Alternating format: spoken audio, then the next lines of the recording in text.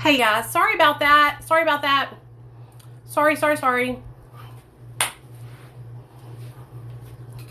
Can you hear me? All right. I can hear you. Can you hear me? Oh, hold on just 1 second. Okay. It's not. We'll figure it out at some point, you guys. Well, I'll start sharing my since you guys are all on here. You Now can I hear can me. hear I you. can hear you. Okay. Yes. And so I don't feel like I ever really bond with her as an infant. Like I can reflect on, because I've had three other children since her, where I immediately had like that connection. I feel that what my ex-husband put me through really affected that and caused, I think, even some resentment, which I have a lot of regret with, because she was a baby, she didn't know any better. And so growing up, she witnessed me be abused pretty severely, physically, mentally. And to kind of wrap up that part of her life, the moment that I decided to finally get out of the marriage, she was 5. And I was laying on the floor, he was kicking me, and my 9-month old daughter was crawling towards me, and Brooke was just sitting there coloring. Like it was just another day. And that in itself was you've got to get out of this. I had a baby that I did not want that to impact her. And Gwen, Brooke's sister, she's 16. She is a very typical child, no interest and drugs, and she's just a very mature child and has made really good choices. And I think a big part of that is I got out of an abusive marriage early enough. Yeah. Brooke, growing up, after that, she had been in and out of therapy. She had dealt with a lot of depression. And then as she got into her teen years, a fear of mine was always, because her dad was an addict, mainly marijuana. He had used heavier drugs before we had gotten together, but he was definitely an addict and an alcoholic. So I was concerned. So I'd frequently have the discussion with her about drugs starting like middle school. I think she just had it in her head. She wanted to try anything and everything. And when she got that first high, I think it was like, oh, wow, this is what I've been missing. I think she always had something missing chemically in her brain. And that was ultimately what led to her. She has an addictive personality. Yeah. That's what it comes down to. My mother is the same way. My father was the same way. It skipped me. I maybe have an addiction to shopping, but as far as drugs, I've tried things and never tried it again. Like one and done. That's it. Like when you But tried it, when you tried things, I want to know how a normal person's brain thinks when they try a drug. Because I was terrified. when I tried drugs for the first time, I was like, this is amazing. This feels so good. Like, I want to do this again. It was like automatically relief. That it was what I had been looking for all my life. What is it like for So somebody that's normal? So the only I would say there's a couple of drugs that I tried that would be, hardcore drugs, I guess you would say, would be acid, which I was in high school. I tried it once and I had a great time. Like I was with a really good friend of mine. We were in a safe space. I had a good time. And then I did it one other time and I was super paranoid and I never did it again after that, because I truly felt at that point like the paranoia set in and I did not like that feeling. And I'm like, nope, never again. I did try ecstasy once. I am very controlling person. I need to feel in control of myself, and that might be why I am not an addict. Is I felt funny and I didn't like it. Like I Yeah. could not stand it. And I wanted it to go away. That was literally when you talk about like, wow, this is amazing. For me, it was like, when is this going to end? That's Yeah. literally how it went through my head. Maybe there was a few like at the end where the peak wasn't so high and the downward trend where it was somewhat enjoyable. But otherwise I was like, no, I'm good. Alcohol, I drink, and I rarely get drunk. Like, it is just something. My mother was an alcoholic. Well, I guess technically still is, but she's been sober for a very, very long time. But she couldn't tolerate. She'd drink until she blacked out. Me, I can drink, get a very light buzz, and I stop. Like, automatically, I'm just done. My body's like, nope, you're good. But yeah, so that's kind of how it works for me. So you don't, when you get the buzz, you're not like, I want to feel more buzzed. No, No? I'm really not. You know, once I get a good buzz, it's weird. It's almost like my stomach says, no, you don't want any more. Don't get me wrong. I have blacked out a few times, especially high school prom. I did, and I puked a lot. And I was never one to get blackout drunk. I had many friends. They would drink till they blacked out every time and puked. Not me. No, thank you.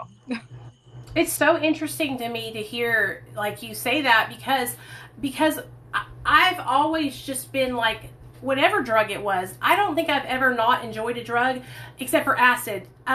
It made me scared, but it was because I had been up for like 5 days on other drugs.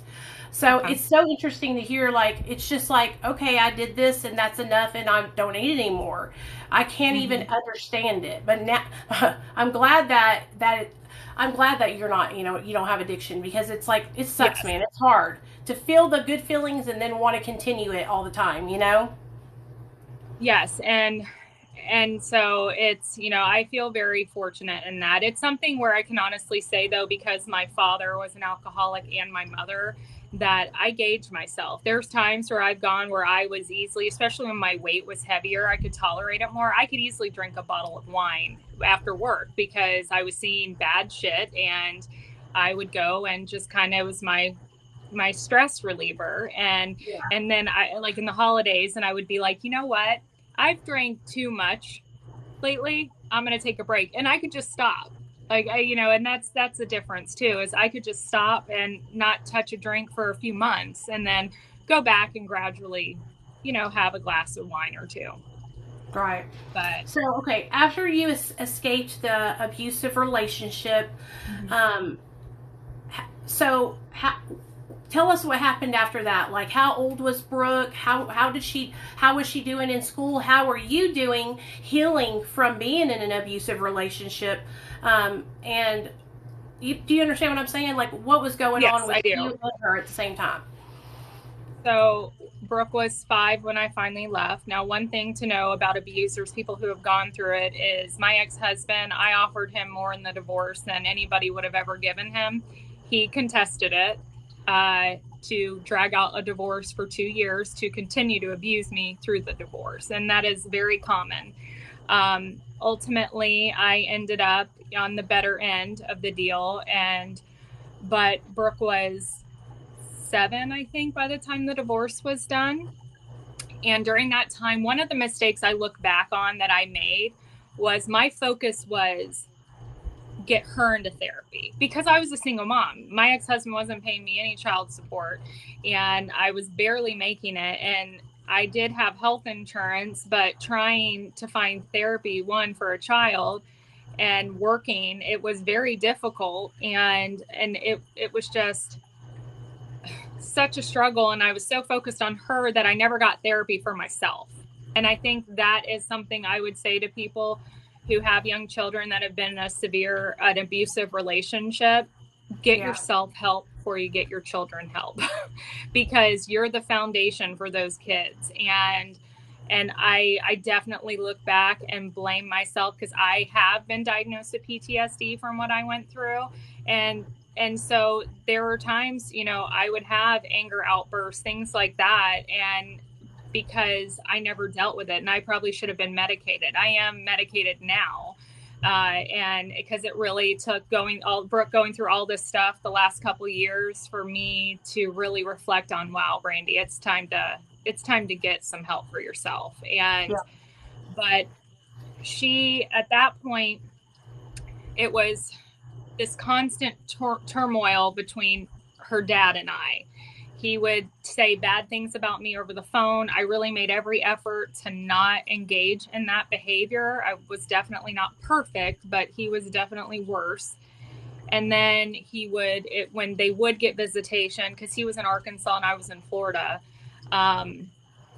they would he would abuse his girlfriends in front of them. So they were continuing. My whole goal was to get them out of that environment, for them just to ultimately be back in that environment. Right. Again, luckily it was for short times, but, I think all of that really impacted her. And then I know, was still smoking pot, and he would see it. And I'm not bashing marijuana. I do think, my personal opinion, I do think that it can be a gateway drug for some. Oh yeah, I do too. Yes, and not all, Right. but I think for some it can be. And I think for my daughter it is. She likes to think that maybe she could still smoke marijuana. I have a lot of concerns about that, because she is not like a functioning addict. She can't go about carrying on a job, even with smoking pot. So Me and Brooke are a lot alike. When I hear you tell her story, and I tried to do the medical marijuana gummies when in my sobriety. I came to TikTok. I heard so many people talking about how it helped them, and so I tried it for a month, almost 2 months. And what happened was, I started out just taking a half a gummy, and just to go to bed at night and to relax, and then it slowly progressed to a whole gummy, to 2 gummies, to 3 gummies, until the point where I found myself so stoned that I ate a whole pizza in the middle of the night. Yep. So Yep. I'm the same way she is. I'm that kind of person where I just cannot regulate, even with food, my intake. Yes. You know, She does do a good job, luckily, with her Suboxone. She doesn't seem to abuse that in any way. I don't know if you saw my video earlier. You may not have, but Brooke did relapse. oh no, I didn't see it. I didn't know. Yes. So I found out this morning. There are certain things I will not talk as regards to that, but Yeah. because that's for her privacy. But it was a one-time thing. Her urine drug screen popped positive, and I got called about it. And she did not lie to me about it. Good. And Good. I'm inclined to believe her, because when it happened, there was a behavior change. And there's things that now I recognize. My husband, my mother, we all recognize, knowing so much more about her addiction and her patterns, that we had been saying during that time, something's up, something's off, but we were not thinking she even had access to anything. And she got it at a meeting, and which is disgusting, that you have people, it's where drug dealers go, right? They can find their next clients. And it was really disgusting. But she's doing okay. She can't even go to detox because she's negative. I mean, it really was a one-time thing, but it was devastating. I mean, Was it opiates or benzos? It was fentanyl. Yeah, it was. Because I'm wondering. Because no, what I've learned is that this fentanyl now that's out, these kids that are on Suboxone, they're taking a lot of that fentanyl to like throw it off, their Suboxone off, and that's so dangerous. You could literally die. Like no, and that's what I was terrified of. Is I was just like, kind of in my video I had said, I'm like, well, I'm happy that she's alive, and it's really, looking on myself, it's sad to be in a position where you're not shocked. You're not completely devastated and melting, because I've dealt now with how many relapses? I think 4 in the last year. And we're in a better place right now, a better understanding. And the one thing, I did not ridicule her. I did not lecture her. But I just told her, I'm like, you're the one who wants to get your son back, and that's not going to happen if you continue to make these choices. Yeah. And I told her I don't want to lose my daughter. And it's, sadly, you get to a point where, you hope for the best, but sometimes you have to prepare for the worst. And I think that's where I am. I'm proud of her. And I hope that this is just a bump in the road, and she can continue with her sobriety. She had almost 6 months. I'm proud prior of her to too. Like I was so excited when she got sober. I know. And I have been so proud of her, even at this point. Like, okay, so she did that one time. Like what I would do if I was her is I would kind of reflect on what was going on in my life at that time. That kind of why I made that decision to get that fentanyl. Was it like, was she going through any changes in her life? Was she having a hard time, like depression, anything like that? So what's interesting about it is those who have followed for a while know how I feel about my grandson's father. He is bad news, kind of like my ex-husband. He manipulates, and he had been out of the picture. We were handling all of the calls with my grandsons. If he did call, there was like 4 months he was not in communication at all, and he's actually in jail right now. He, of course, reached out to Brooke, and typical Brooke pattern, I tell Brooke that she's more addicted to him than she is drugs. And I don't even think it's love. But it's just a habit. It's behavior. And all right around when that happened was when he contacted her. And she's been dating someone who is actually, his drug of choice is not the same drug of choice that she ever had. His was alcohol. And we really like him. Like, I was very hesitant. I really didn't want her to date because I felt like she needed to work on herself. However, this guy wanted to be around us, meet us, and we have spent weekends with him around, and I really like him. And I keep wanting to say, I'm going to start telling her I hate him, because if I like him, she'll just get rid of him. So but I mean, I believe he is good for her, and he had nothing to do with this relapse. And it's just hard. It's really hard. When I watch your videos, I think of my mom, and it reminds me of my mom and what she went through when I was in my active addiction. I want to kind of rewind back a little bit and talk about. So when did Brooke start using, and what was going on in you guys' life when you started to find out that she was getting high? So, because Brooke had suffered from depression prior to me really learning that her dad was in fact actually putting his girlfriend through the same thing he put me through, I truly cared about her happiness, and she always, loved her dad more than me.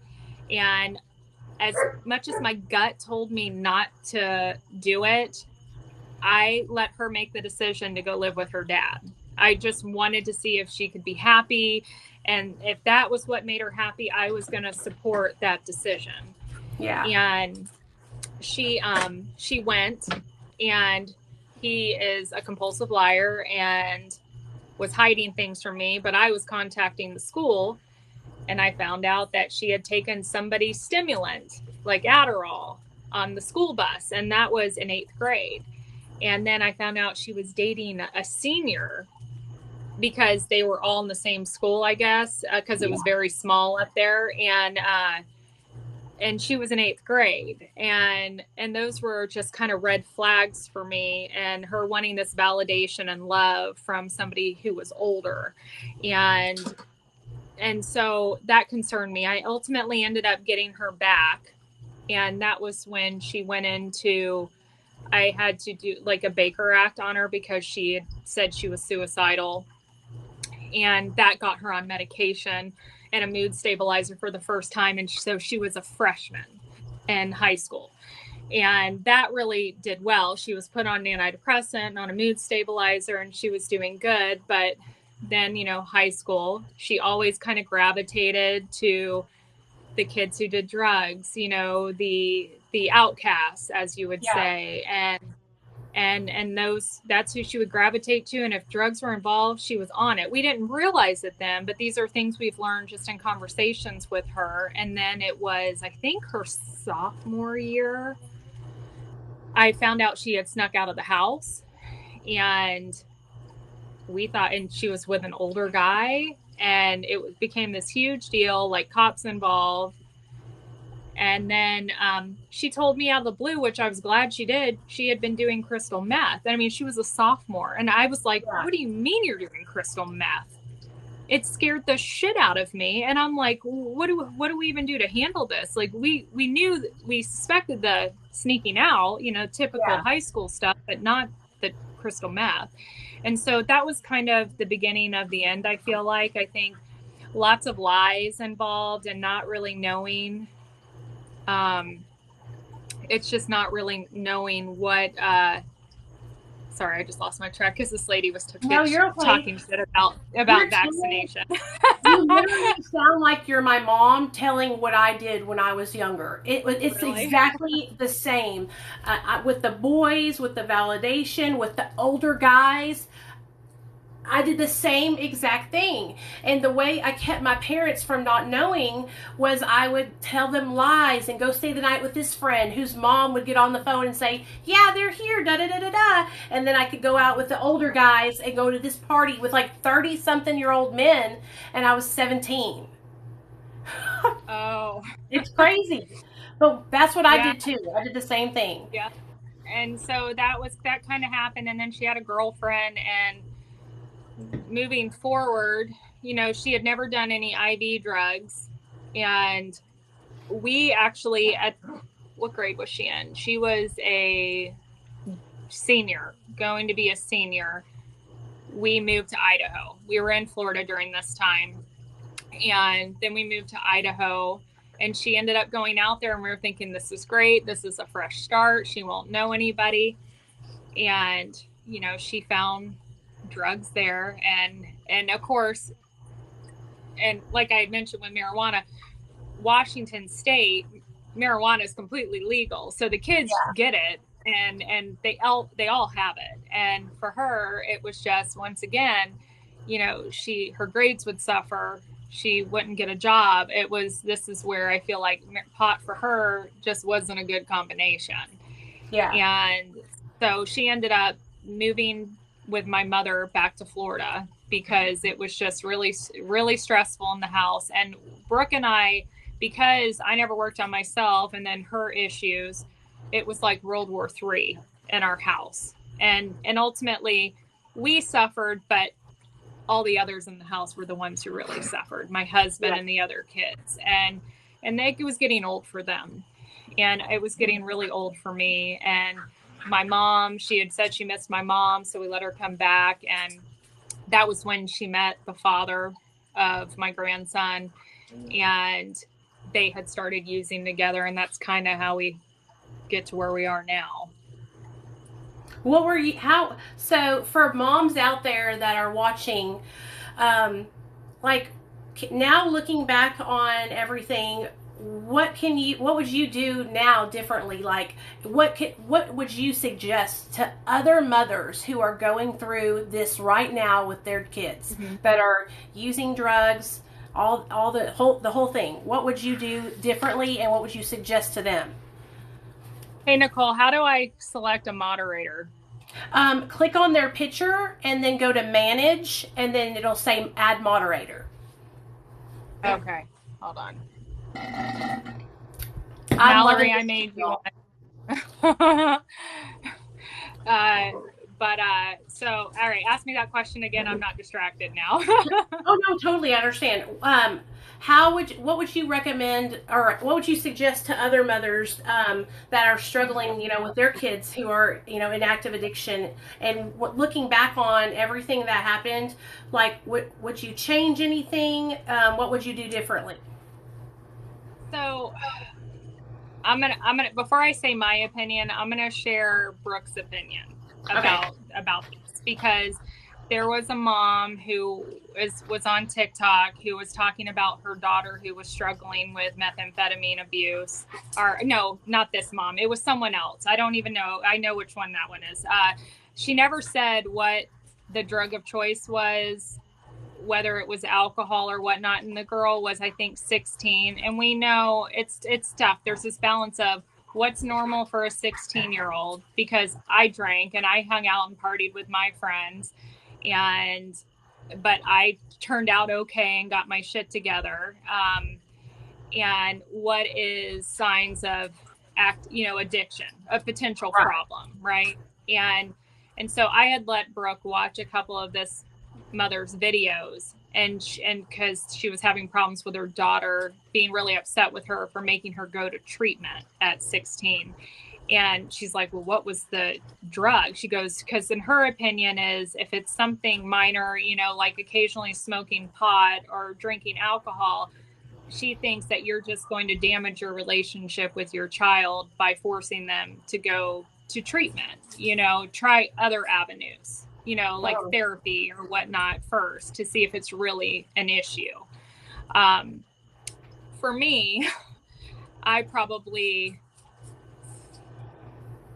it's, you know, we only see 60-second clips, right, on TikTok. So for me, if my daughter was truly struggling and like what I went through with Brooke, I think if your child is lying constantly, you are constantly catching them in lies. That was a huge thing. Brooke was always a compulsive liar and literally could not believe anything.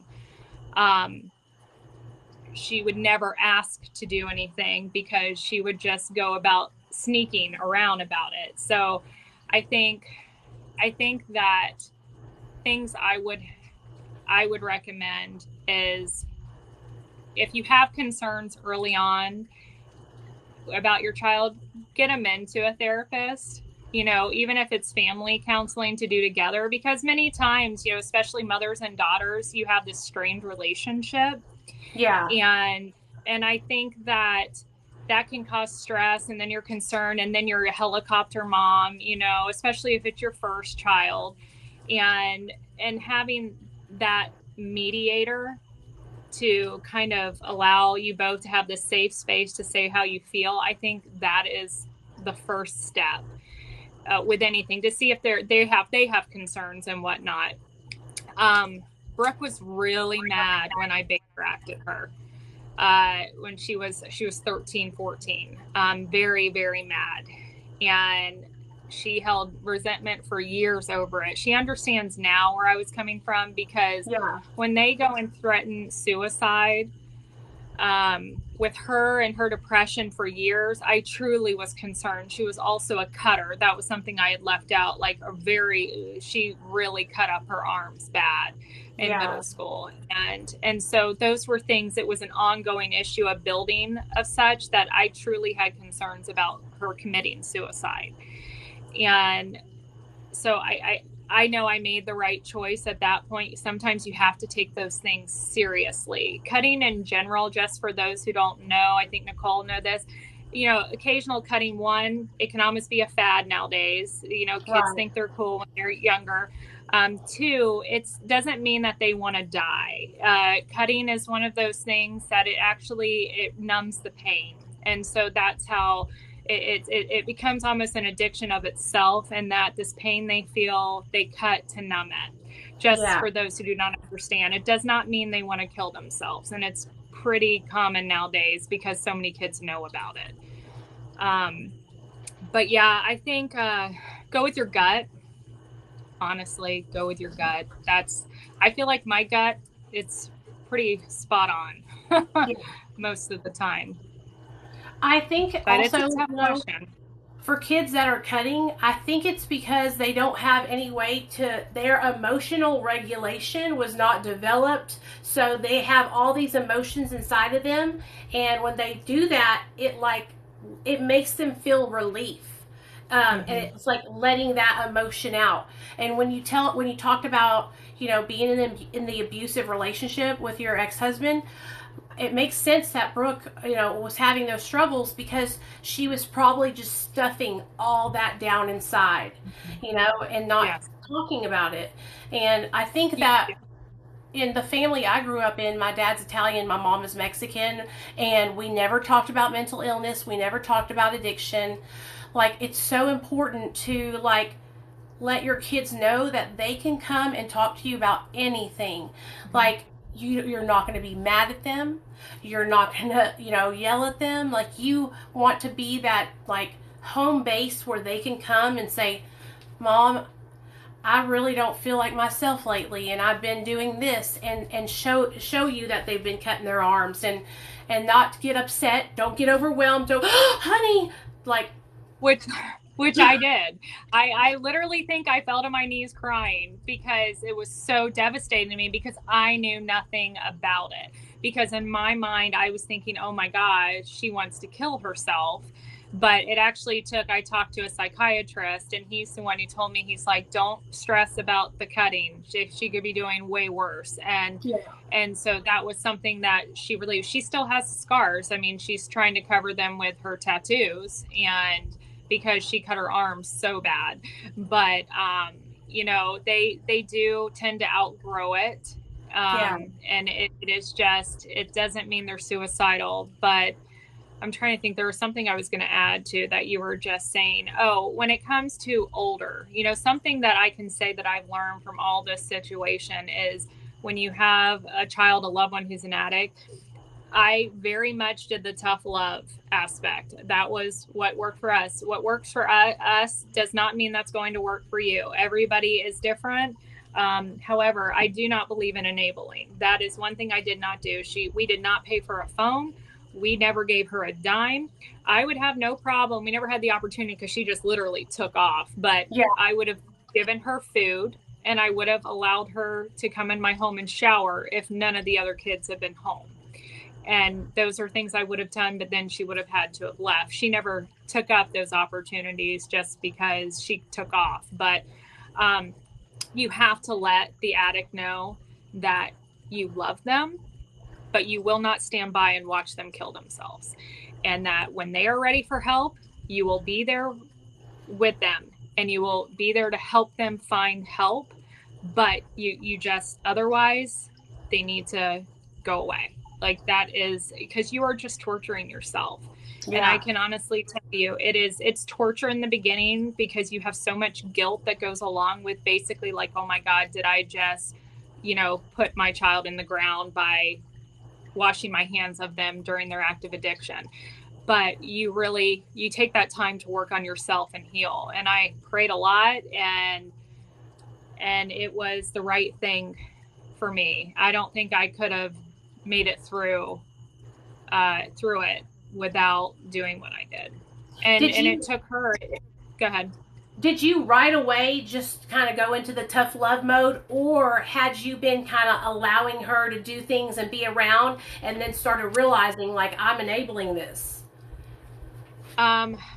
So as soon as she was an adult and she had my grandson, and somebody I had seen ask the question of if she was using when she was pregnant. She did not use when she was pregnant. And it was actually, she had developed postpartum depression, never got back on her medication, which she should have. I had tried to talk her into it, and then ultimately ended up shooting up. And that was the beginning of the end. That's kind of where the story really started with TikTok. But she had been in Florida with my grandson. I had been flying down every 3 months. This was pre-COVID, and seeing him, and she had just been a real bitch. I mean, in all honesty, I hate to say it, but I was just knowing, I was like, you need to get back on your meds. You're all over the place, not realizing that she was in active addiction at that time. Because I don't think she didn't have track marks or anything. Because me being a nurse, I automatically look at people's arms out of habit.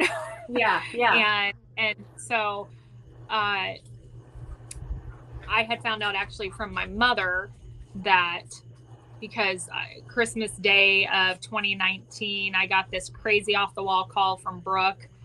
And I was like, she needs to go check in somewhere and get on meds and get stabilized. Well, come to find out, they were using heroin. So, and fentanyl, I'm sure. But at that point, I cut my mother off. I cut Brooke off. Just with any communication, which meant I cut my grandson off because I basically gave them the option at that point. I said, sorry, my dog's being annoying. I said, I will either call DCF on them because I was across country in Idaho and they were in Florida to make sure they're ensuring that my grandson is safe, or they can give me my grandson for 3 to 6 months while they get clean and get their act together. Right. And that was the option. Of course, they refused. And that was kind of where my no bullshit mentality. That was kind of when it started. And they, of course, refused. So I called DCF that, that night, and they started following up and drug testing them, and they had to do parenting classes. And my mom had kind of taken over custody of my grandson. And then Brooke overdosed in March of 2020. And so I hopped on a plane, flew down, got her, Miles, and she came back to Idaho and went to treatment. And that's really where the TikTok began. And from that point on, I didn't enable her when she was, well, I should say, it's not enabling when they're trying to get sober and get better. But immediately when she relapsed, I said, you either go to treatment, I said, or you leave. It's like, that was it. And I mean, she showed up high on meth at like 1 a.m. when she was supposed to come be at the house by 8 p.m. And I told her to pack her shit, and I let her go walking.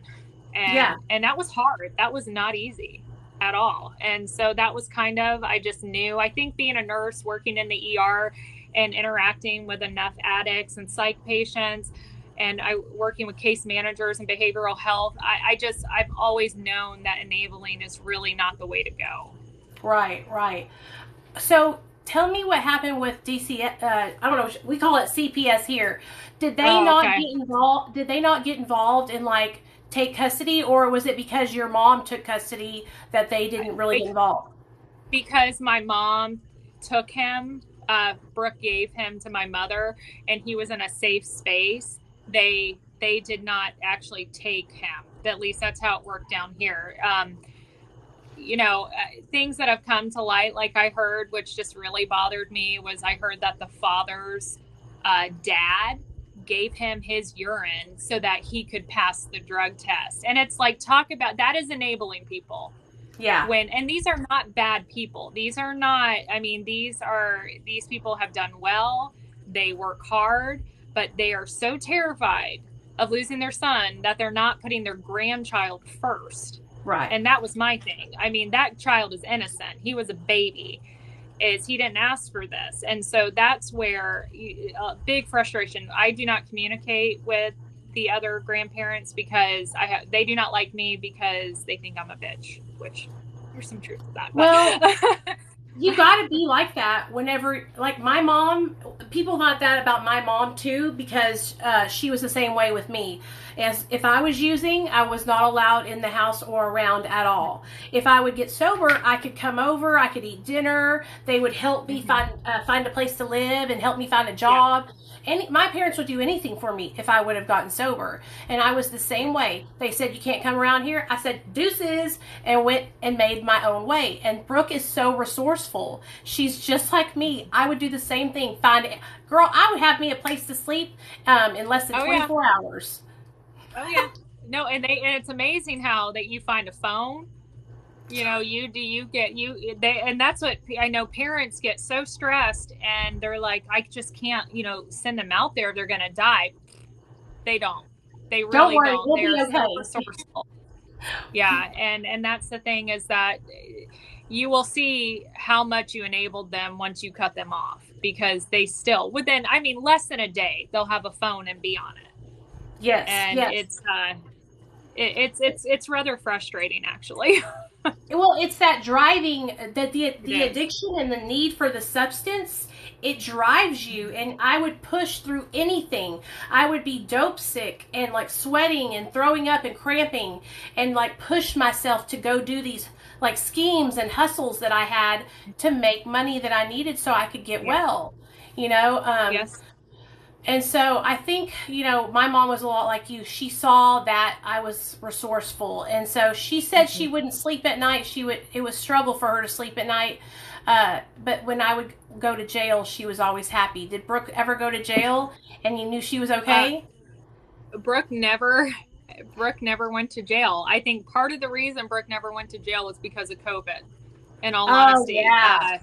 I think because for those minor paraphernalia charges, they didn't want to pick people up and put them in jail with COVID going on. So I think that was part of her saving grace. And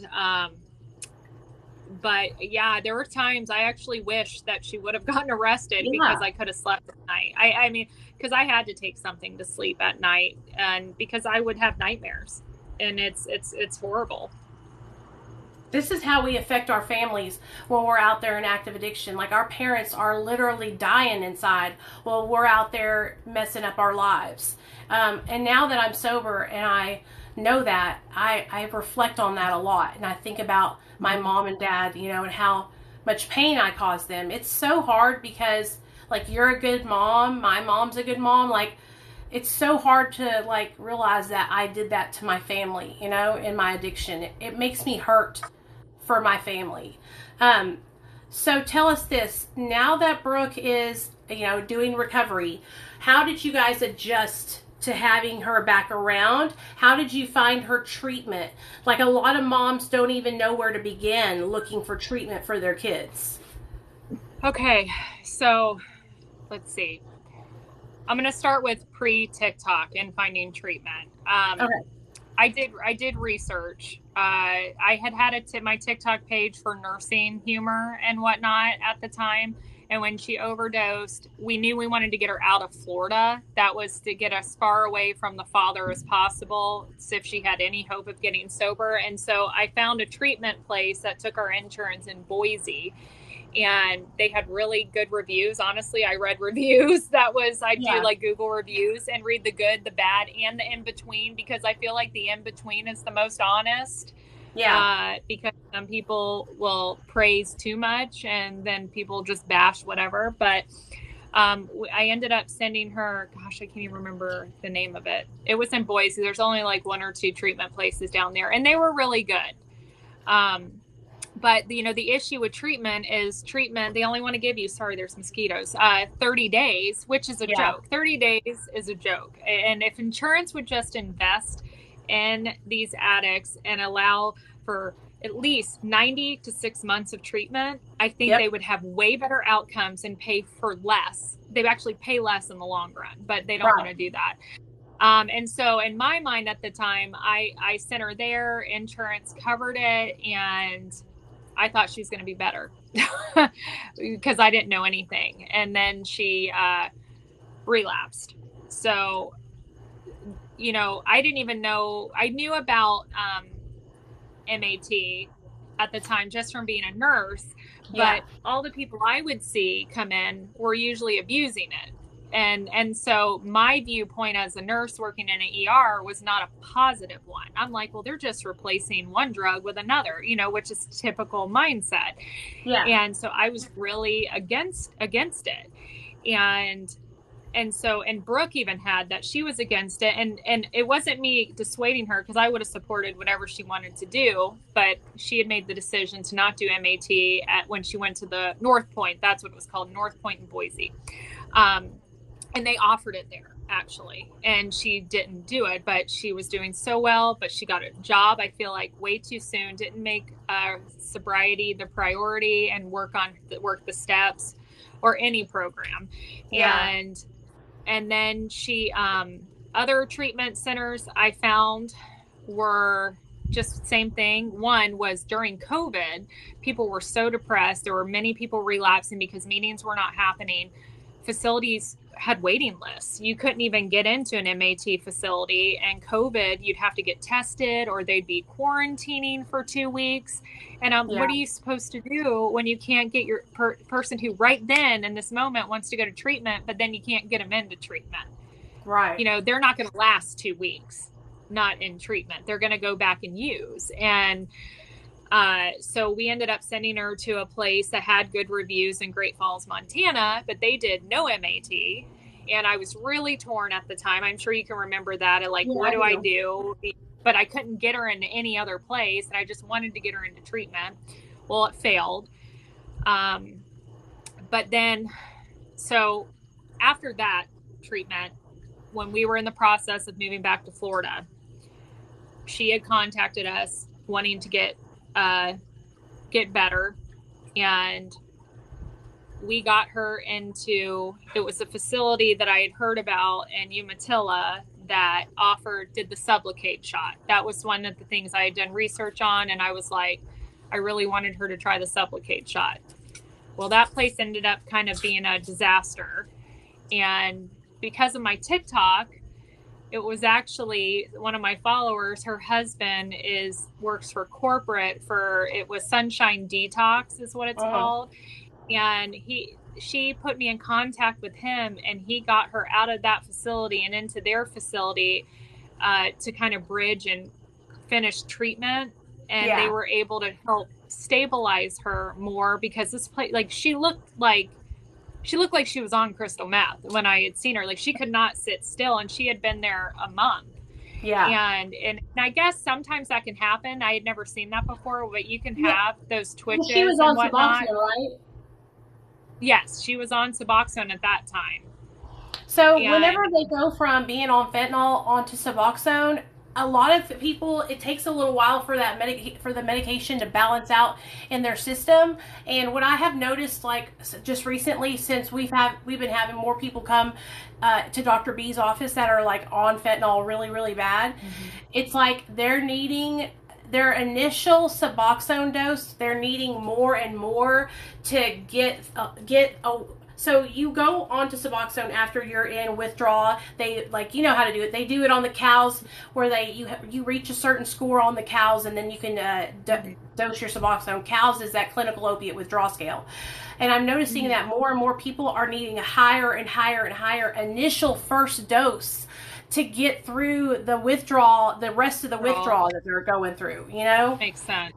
So I wonder if she was on the Suboxone, and then maybe just like it was just balancing out in her system, and she was just, you know what I mean? Because I know I was like that when I first got on it. She could not sit still.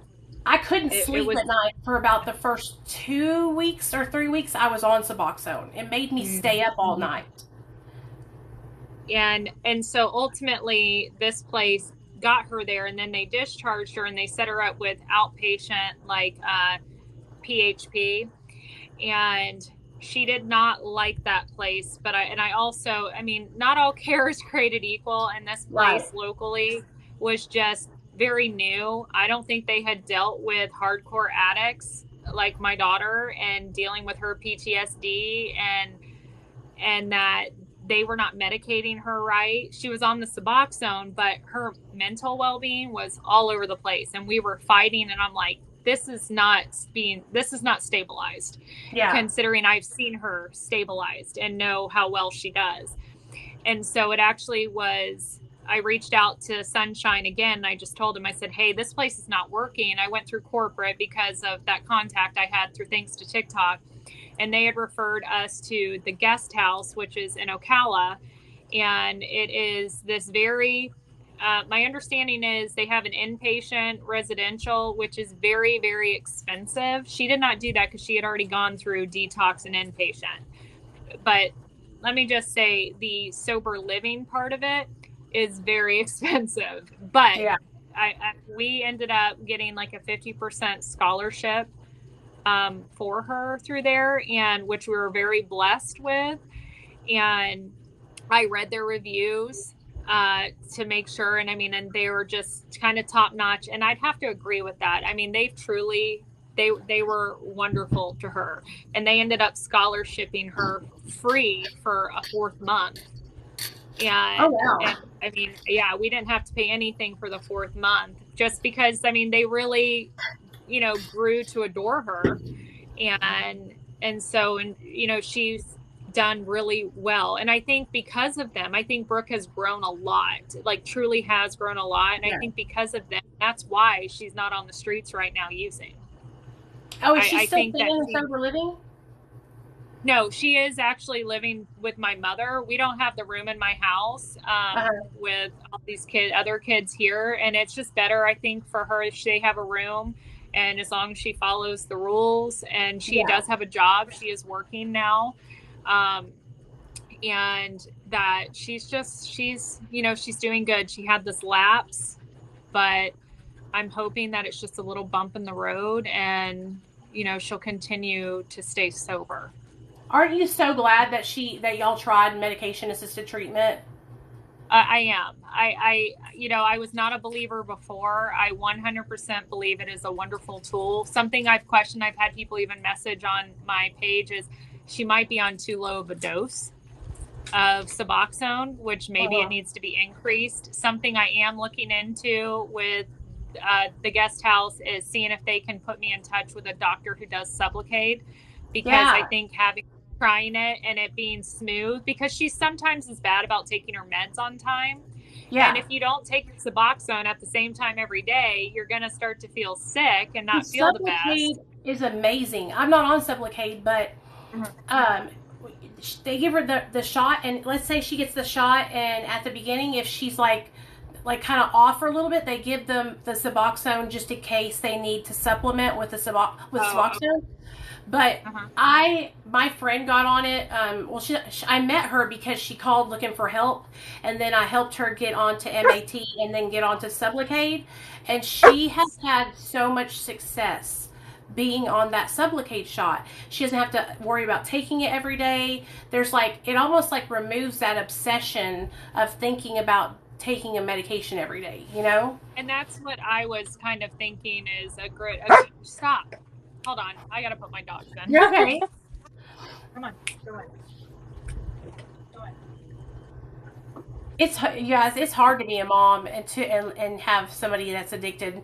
My son's not addicted. He's only 7, but my husband struggled with his addiction. He relapsed last year, and I'm telling you guys, it is harder to love someone who's an addict than to be an addict yourself. It's loving an addict by far was the most challenging thing I've ever put myself. I had an ulcer from it. That's how bad it was. I was sick every day, crying and thinking about my husband overdosing and dying. And that is what has made me even more understanding to my parents, and I will forever try to make it up to them what I did, because now I know the pain is unbearable having someone in active addiction, because you're literally watching them die in front of you. It's so scary. Oh, it's torture. It is. And a big reason too for us to not enable was we didn't want to risk damaging our other kids or her son by one of them finding her dead in our house. And that is lifelong damage. And it's one thing, if I don't want to go through it, I don't want to be the one to find my daughter dead, but I would rather be the person than anyone else in my house. And so it's, you worry every day, and it's tough. It's really tough. And, getting that call about her testing positive for fentanyl, your stomach just drops, and it's like, are we doing this again already? That is honestly, you learn as you go. I hate to say that. You learn, and I just try to tell her that you relapse, you're going to die. Especially fentanyl's huge down here, and wasn't that popular in North Idaho, but down here it's everywhere.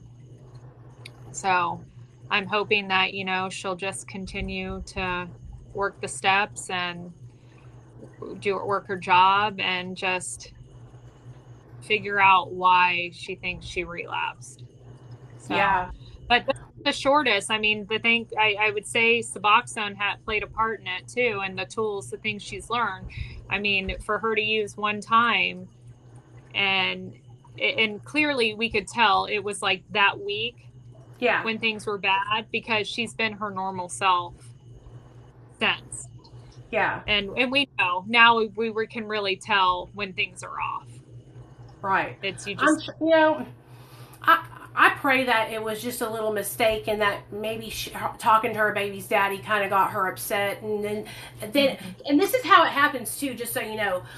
So she talked to her baby's daddy. She might not have even called anybody. She might have just went to the meeting, and then someone approached her. It is it's like fucking magic how addiction just happens.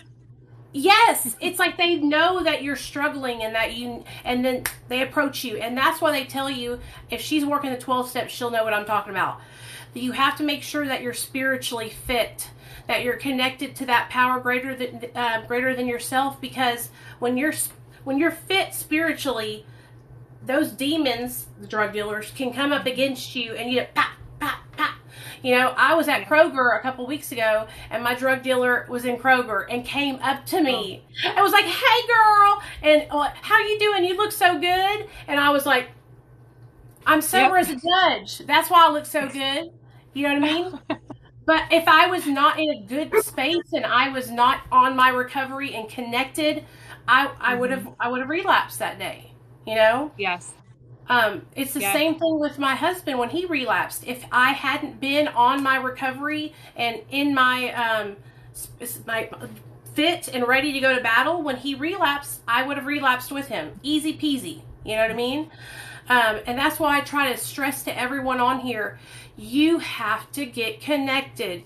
You have to plug in. You have to put yourself in the middle of recovery. And you also have to invest in your recovery. You got to put into it to get something out of it. You can't just stop using drugs and then expect to be better. Like, it's so much work. You have to find out why you're using drugs to begin with and dig deep. I mean, there is, like, if you've had trauma, try to find a PTSD specialist. I'm telling you, there are some great ones. You just have to do your research on it. And it's sometimes they're hard to get into because everybody wants to go to the good ones. And you know, even addiction counselors, but you know, meetings can work great. Some people are strong enough, they can go to meetings. It just really pisses me off and find it disgusting that, you know, drug dealers go to meetings, but it's just sad, you know. Especially down there where y'all in bigger cities and stuff. I've heard that they even hang out outside of the meetings. Oh, I bet. To like go up to people and ask them, "Hey, you want something?" I would punch them out if they were at my meeting. I know. I almost want to start going to the meetings with her and be her bodyguard, because I will straight mean mug someone. Yeah, I think that I wonder if is Brooke the kind of person, or I wonder if she becomes like this as her recovery grows. She could start talking about it and sharing about it with other people, and she can help people. That helped me so much. Like, at first I was like kind of hesitant, but then I told my story. My rehab I graduated from, they invited me to tell my story after I had 1 year. And when I told my story that first time, and it was just like amazing. It was amazing. And I was like, I want to do this for the rest of my life. I want to help other people. I bet if she could find passion and purpose through something like that, it would change her life. Probably. She's very shy. I'm very outgoing. She has her moments of being outgoing, but she's not one to go and put herself like even on here. Yeah, she doesn't have a TikTok. Yeah, no, you know, I'm sure she has one to where she looks at people's stuff and looks at my videos, but no, she's just not into it. You know, a lot of people, I've gotten flack because a lot of people have been like, you're, you know, attacking me because of talking about my daughter's story, but really it's my story too. Yes. And that's always kind of been my focus, is what I've gone through. And it's, you know, she understands, she supports it. I told her if she wanted me to delete my page, I 100% would, and I would, out of respect for her. And that's why I haven't posted as much about addiction on my page, because, you know, things have been going well, and there's times where I need to take a break. You know, it was a rough year and a half, and I'm just trying to kind of have fun. And, you know, and a lot of people don't understand. They think my page was solely just about addiction. It turned into that, but it was always my page. Started out, it was my page, and I talked about what was going on in my life and nursing, and nursing and being a nurse practitioner I do it 5 days a week. and, you know, sometimes 7 days a week if it's my call weekend. And so me talking about what's going on in my life is what my page has always been about. So some people get mad about that, some don't. I don't know why they get mad. I mean, what you're doing by sharing about how you handled things, it helps other moms and other dads out there, other families who are struggling, and they need to hear, oh look, this lady's daughter, she's been able to get into recovery. Maybe my kids will be able to do that. I want to ask you one more thing. Did you get involved in any like mom groups or anything like that? Or are you like solo dolo? I did, because I've gotten a lot of push about, you need to do Al-Anon, you need to do this, you need to do this. I am not that person. I am just like, TikTok has been very therapeutic for me. I have my own psychiatrist that I speak to, and it's we're trying to figure out a good medication for me. But Al-Anon, I went when I was a teen for my mother's alcoholism. Just not really my thing. But I will say, I think it's a great starting point for other parents who have children that are dealing with addiction. Yeah. I think that you should 100% check it out and see if it's for you. It was not for me. And I did join a bunch of the Facebook groups that were recommended. But, oh, they're so depressing. I you know, and that was something. Don't get me wrong, TikTok can be depressing, especially when you hear about people who have been your followers dying from overdoses, but you know, the groups were just almost too much. You know, yeah. It wears on you when you're dealing with your own child's addiction, and then you're constantly on the news feed showing up about other people, you know, their child relapsing, their child overdosing and struggling. It just really puts you in a bad place mentally. So I kind of started removing myself. I am a part of a medicated assisted one. TAM, I think is what it's called, TAM. But yeah, otherwise I'm just kind of a loner and do my own thing. Yeah. You know, I enjoy TikTok. I have you I can reach out to. I have other people that I can reach out to if needed. And I'll do my own research, just being in the medical field also. Yeah, you have the upper hand too, being a nurse practitioner. Like you kind of have an inside scoop on seeing people that are struggling with addiction all the time. Before I let you go, what advice would you give to somebody that's out there that's still struggling in their active addiction? What words could you say to them that would, kind of try to help them? And what would you say to a mom or a dad whose son or daughter is struggling? What I would say to somebody who is in active addiction right now is, you deserve love. That, I think, is something, you are deserving of love. And I think when you get caught up in your active addiction, you have so much guilt. And regardless of your issues with your family, you're still worthy of love. And you just got to pull through. To my advice to loved ones of addicts is, you got to still love them. Yeah. You know, it goes both ways. I mean, when they come to you and they ask for help and they're truly asking for help, believe them and be there for them. That doesn't mean being there for them financially. That means being there just to support them, so they feel like they have someone. Because I hear from so many people how alone they feel and how their family still wants nothing to do with them, or they guilt trip them because they're on MAT. Yep. Don't do that. It's a tool. It doesn't mean, my daughter being on MAT, she's Brooke. She's not Brooke in active addiction. And that's a big difference. And I think if families can see that and truly engage with their loved one who is on MAT and working a program, you will see the difference. And so, yeah, that's kind of my spiel. I thank you so much for coming on here and talking with me. I really appreciate that.